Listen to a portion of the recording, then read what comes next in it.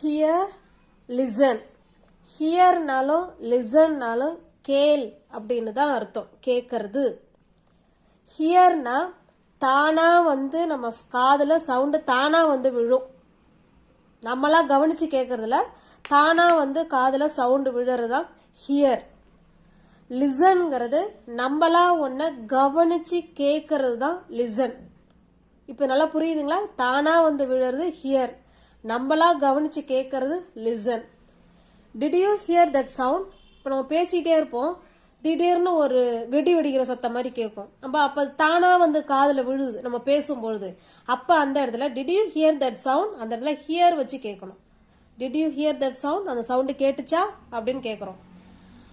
இதையே ஐ ஆம் listening to you. லிசனிங்கிறது நான் உன்னை கவனிச்சுக்கிட்டு இருக்கேன், நானா உன்னை கவனிச்சுக்கிட்டு இருக்கேன் அப்படின்னு அர்த்தம். ஐ ஆம் லிசனிங் டு யூ.